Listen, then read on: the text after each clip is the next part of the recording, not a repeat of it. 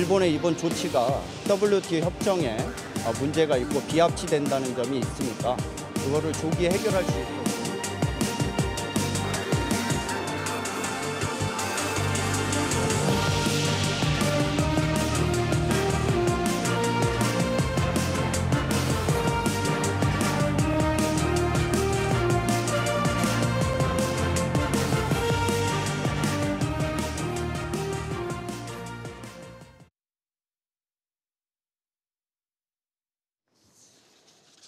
네, 오늘 저녁 이 스위스 제네바에서 WTO 제소 관련 한일 양자 협의가 지금 열립니다.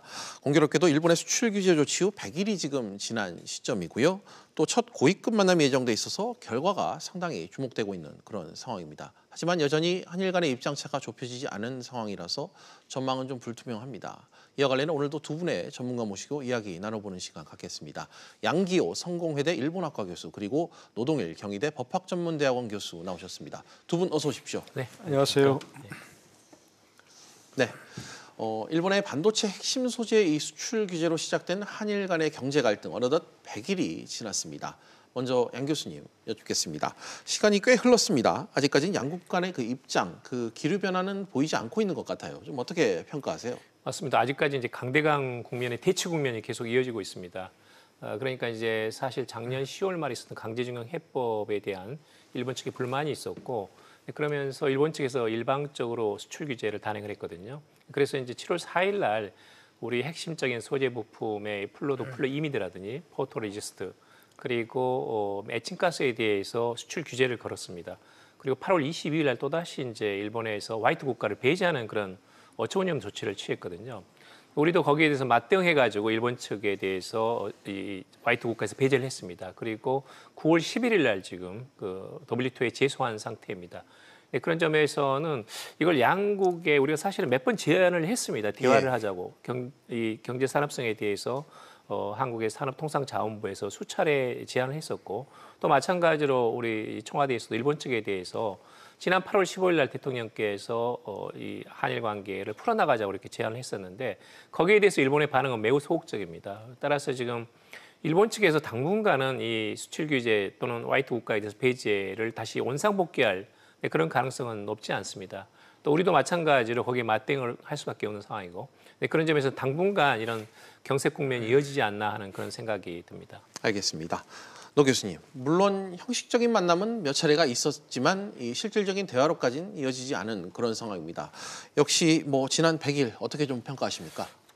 네, 그동안 뭐 3차례 외교장관이 만남이 있었죠. 그리고 2번이나 외교부 국장급이 만났는데 어떤 뭐 가시적인 성과가 나오지는 않습니다.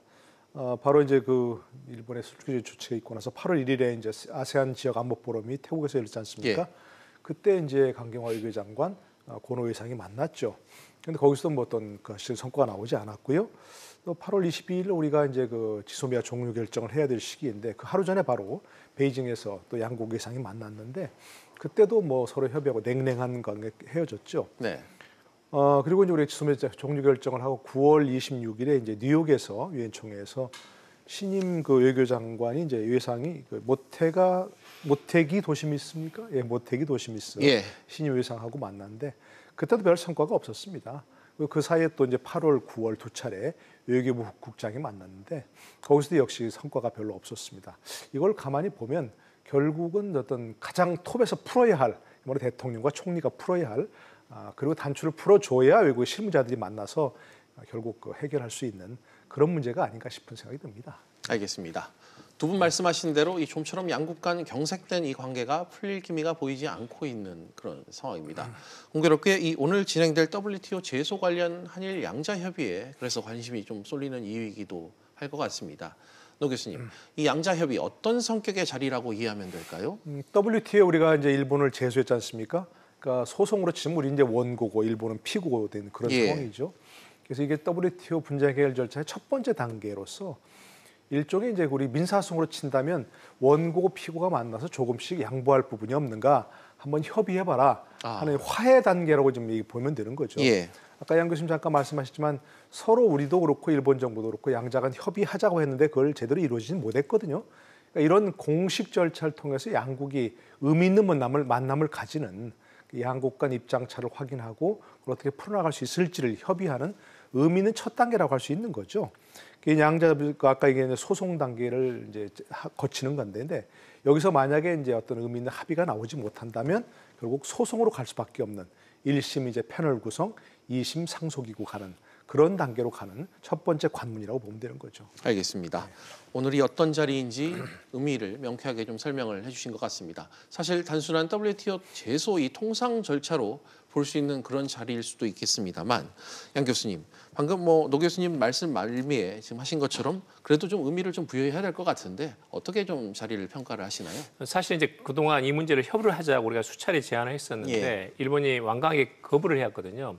그런데 사실은 이게 이제 더 이상 피할 수 없습니다. 이제 제소한 지 거의 한 달이 됐기 때문에 여기는 응해야 되거든요. 2달이 됐기 때문에. 그래서 그런 자리가 저는 만들어졌다고 보고 따라서 이제 일본 측에서는 지금 이 경제산업성이 국장급이 나와 있습니다. 그런 점에서 상당히 좀 뜻깊은 자리라고 봅니다. 또 하나는 뭐냐면 지금 일본에서 일단은 형식성으로는 이제 어떤 식으로 이야기를 하냐면 전략물자 통제가 충분하지 않았기 때문에 한국에 대해서 안보상의 이유로 수출 규제를 하고 있다는 명분을 내세우고 있거든요.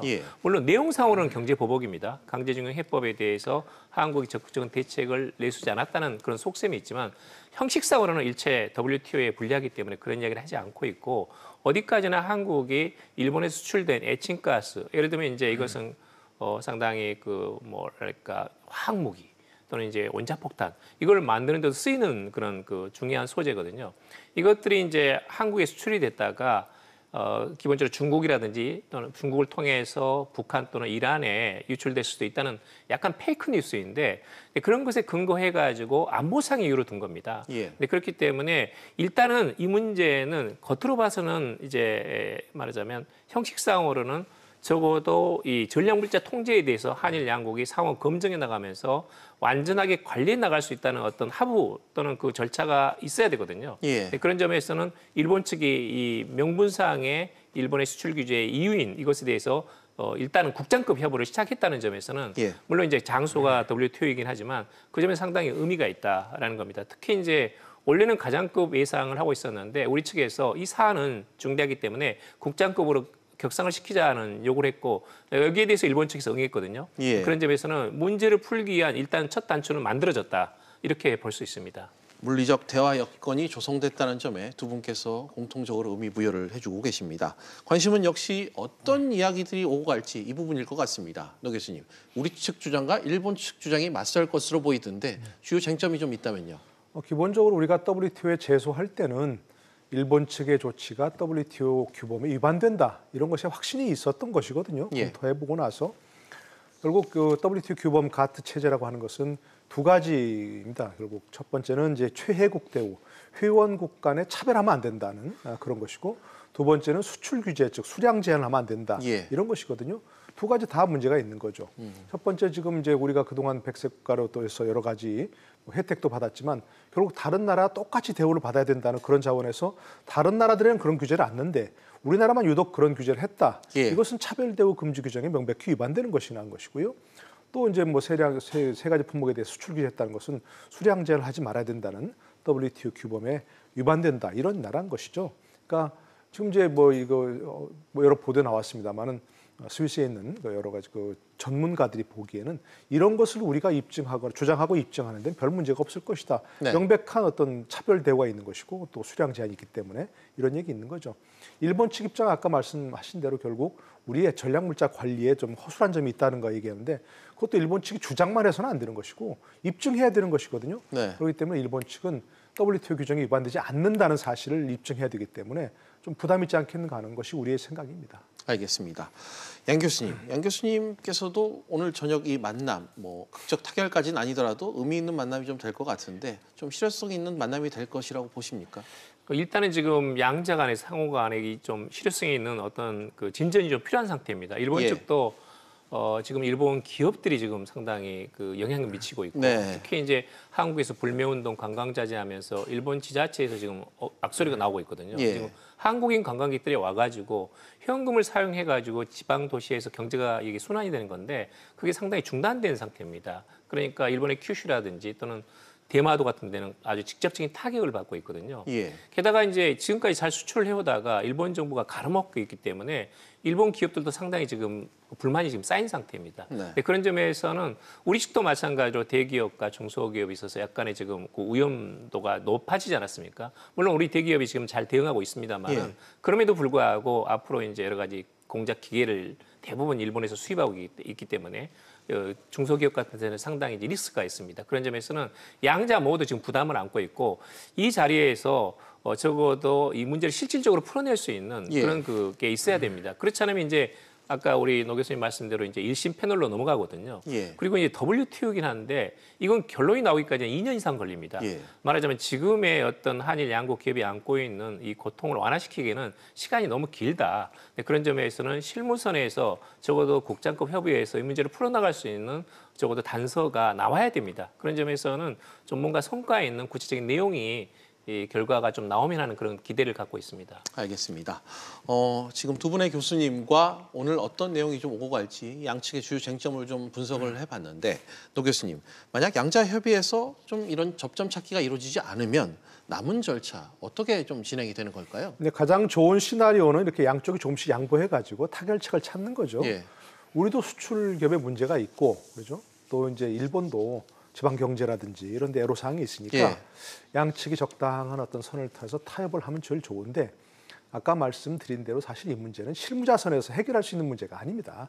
양국 간 워낙 국민 감정이라든지 또 정치적인 문제가 있기 때문에 어쨌든 그러나 이제 뭐 가장 좋은 시나리오가 이제 해결이 안 된다면 두 번째 시나리오를 찾을 수밖에 없는 게 예. 자동적으로 이제 양자 협의에서 해결이 안 되면 1심 패널 구성으로 넘어가게 됩니다.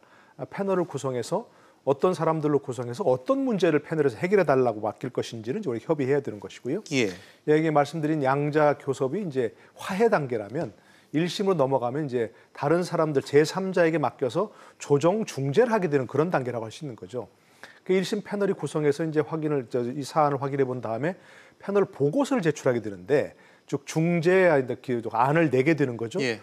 그에 대해서 양국이 좋다 이대로 하겠다 하면 이제 그걸로 끝나는 건데 그것도 보고서를 받아들이지 못하게 되면 정식 재판 절차로 넘어가게 됩니다. 그러니까 상소기구로 가게 되는 예. 건데 그것은 이제 뭐 상급위원이라고도 하고요. 상소기구라고도 하는데 우리가 지난번 후쿠시마 수산물 분쟁에서 예. 최종적으로 이겼다고 하는 게 바로 이 상소기구에서 최종적으로 이겼다는 거, 재판 네. 결과에 이겼다는 겁니다. 그러니까 패널에서 결국 보고서 우리가 채택되지 못하면 재판 단계로 넘어가서 예. 상소기구로 넘어가게 되는데 현재로서 지금 좀 문제가 있는 게 오는 12월에 이제 상소기구가 이제 상소위원을 새로 구성해야 되는데 예. 미국이 지금 WTO에서는 좀 시비를 걸고 있습니다. 상소위원을 승인하지 않고 있기 때문에 만약에 이제 12월 지나게 가서 패널 보고서 나오는데 우리 양국이 이제 합의하지 못하게 되면 상소위원회로 가야 되는데 이 상급위원회가 지금 제 기능을 못할 가능성이 높아요. 예. 그래서 결국은 아무것도 안 되는 그런 상황으로 넘어갈 수 있거든요. 그래서 거기까지 가기 전에 예. 한일 양국이 양자 협의 또는 이제 패널 구성해서 어떤 합의를 보는 게 가장 좋은 시나리오가 아닌가 싶습니다. 알겠습니다. 싸움이 생각보다 좀 장기화될 수 있는 가능성, 또 추가적인 그 요인들에 대해서 얘기를 좀 첨언을 해주신 것 같은데 실제로 장기화될 가능성이 상존한다고 보십니까, 양 교수님? 지금 이제 장기화된다고 저는 보고 있고요. 단지 이제 그렇게 문제가 그렇게 장기화돼 가지고 문제를 풀 수 있는 상황이 전혀 아닙니다. 문제는 지금 빠르면 12월 초에 일본의 전범 기업들의 자산 매국 처분했다는 현금화가 예상돼 있거든요. 예. 이제 지금 포항지방법원에서 그걸 허가가 내리게 되면 그 다음부터는 상당히 이제 관계가 다시 회복하기 어려운 관계로 들어서게 됩니다. 말하자면 강제징용 해법을 둘러싸고 한일 간의 갈등이 이제 기본적인 이 문제의 본질입니다. 예. WTO는 그건 국제 무대에서 상호간에 이제 그 제소를 하는 거지만 이건 기본적으로 문제를 풀지 않으면 양국의 정치, 경제, 문화 또는 국민 교류에도 엄청난 영향을 미칠 수밖에 없거든요. 예. 문제는 뭐냐면 일본 측은 1965년에 청구권 협정으로 다 끝났기 때문에 이 개인 청구권의 문제에 대해서 강제징용 대법원 판결을 수용할 수 없다는 겁니다. 예. 반면에 우리는 이것은 민사소송이기 때문에 정부가 개입할 수 없고 따라서 일본의 전범 기업들이 보상에 참여해야 된다는 겁니다. 예. 그런데 일본 정부는 완강하게 일본 정부나 기업은 절대 이 보상에 참여할 수 없다는 거거든요.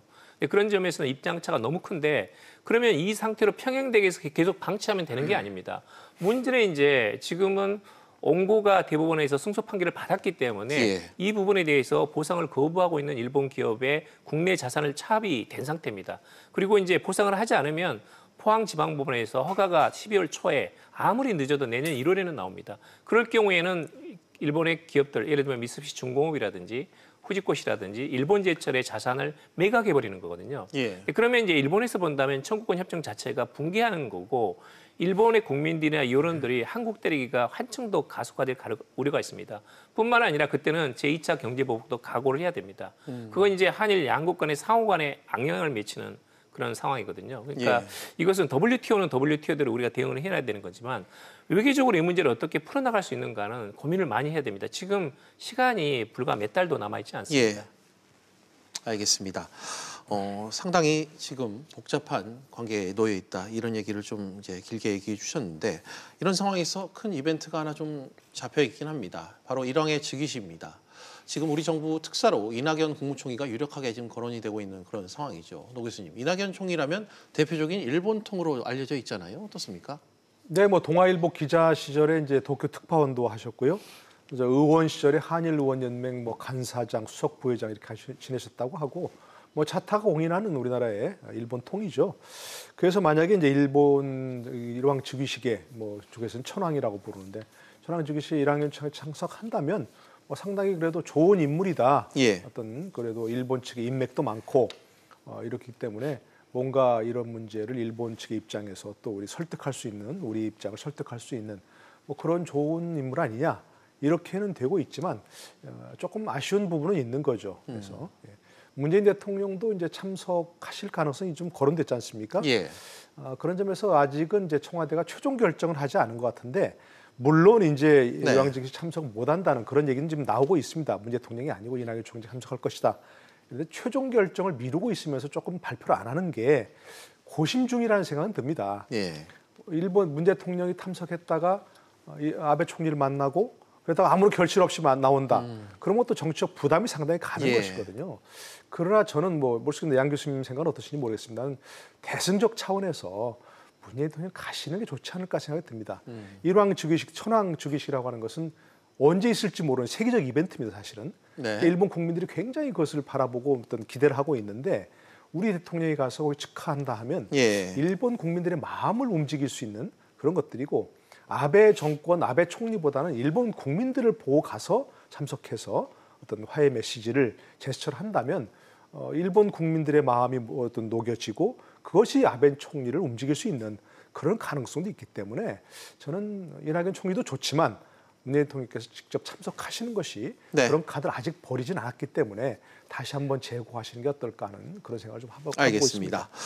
양 교수님께도 이 부분 여쭙겠습니다. 이낙연 총리와 아베 총리의 회담, NHK 이 보도에서도 지금 가능성이 검토되고 있는데 실제로 좀 일리 있는 가능성이라고 보십니까?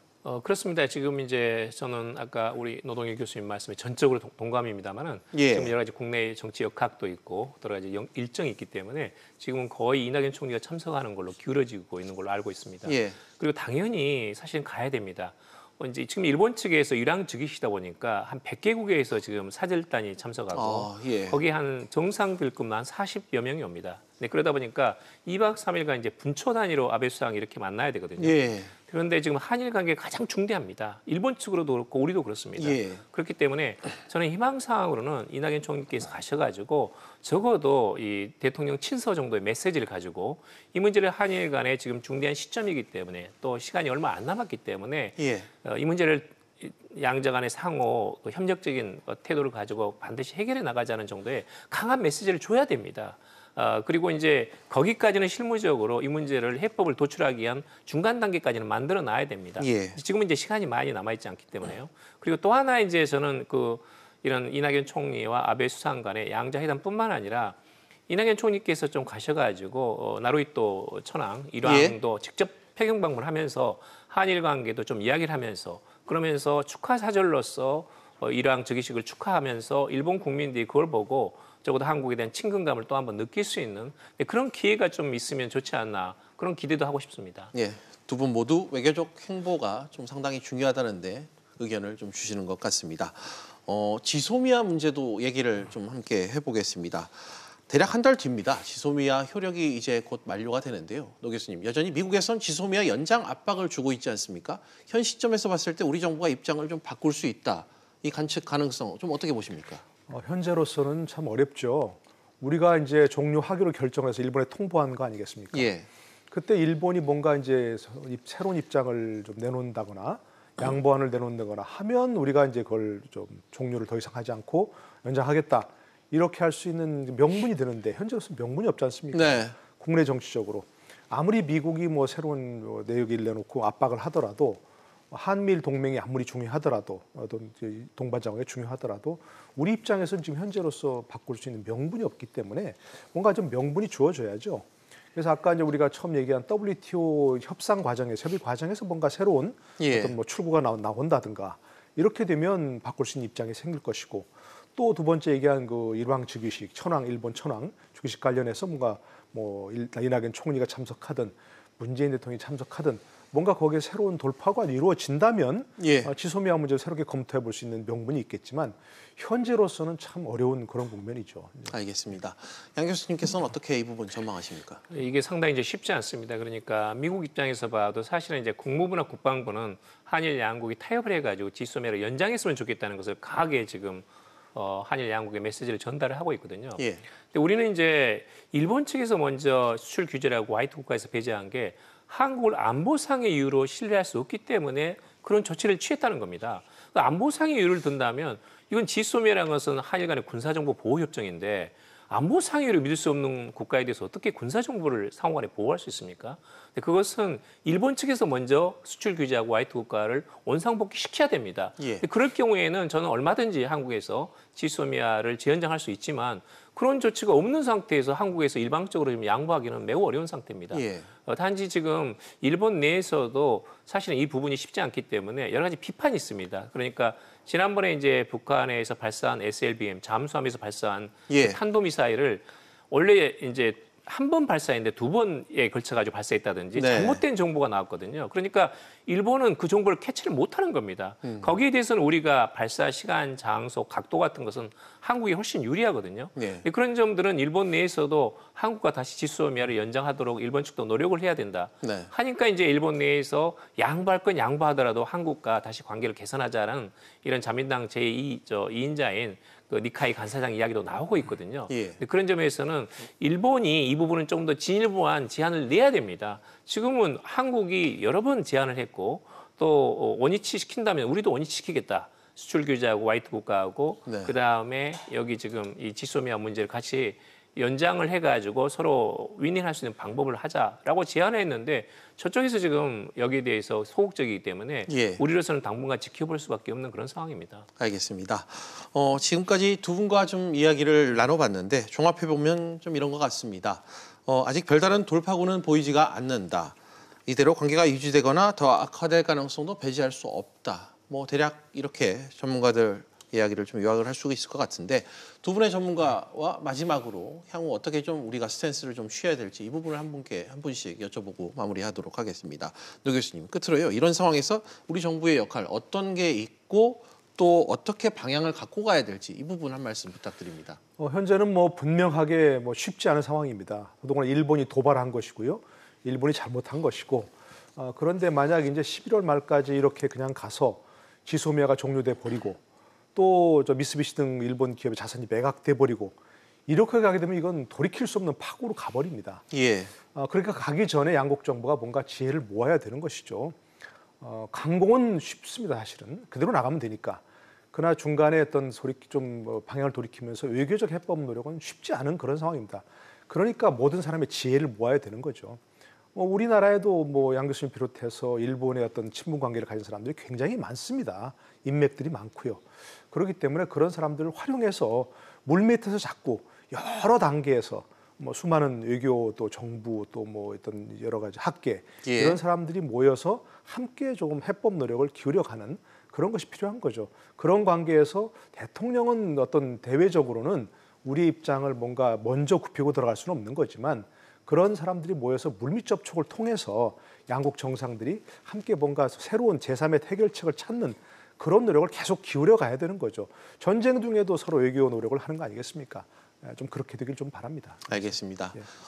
양 교수님도 이 깊어지는 한일 갈등 속 정부가 좀 중심을 잃지 않고 나아가야 될 그 기준이 있다면 한 말씀 부탁드립니다. 지난 2월 19일 날 우리 정부가 일본 측에 제안한 게 있습니다. 그러니까 이 피해자 구제 강제 동원의 승소한 판결을 받은 그 피해자에 대해서 원고단에 대해서 한국 기업, 포스코 등 16개의 청구권 자금이 수혜 기업이 있거든요. 그리고 일본의 전범 기업들이 공동으로 기금을 모아가지고 피해자들을 구제하자, 보상을 하자 이렇게 제안을 한 바 있습니다. 예. 그런 점에서는 저는 이건 충분히 이 아이디어로서 이걸 해결할 수 있다고 보거든요. 그러니까 그런 면에서는 한국의 16개 기업에서 먼저 자발적으로 기금을 형성하면 어떨까. 그렇게 되면 거기에 보상을 시작하게 되면 일본 전범 기업들도 자발적으로 동시적으로 들어오는 근데 그 관계에서 문제를 풀어나갈 수 있습니다. 예. 만약에 우리 기업들이 어떤 기금을 형성해가지고 피해자 구제를 한다면 일본 정부, 언론, 국민들은 대환영할 것입니다. 또 일본의 기업들도 들어올 수 있는 가능성이 아주 높아집니다. 그것이 저는 남아있는 좋은 해법이 아닌가 그렇게 좀 말씀을 드리고 싶습니다. 알겠습니다. 일본이 자연스럽게 좀 들어올 수 있는 길을 모색했으면 좋겠다는 얘기를 해주신 것 같습니다. 오늘 두 분 말씀 여기까지 듣도록 하겠습니다. 오늘 나와주셔서 고맙습니다. 네, 감사합니다.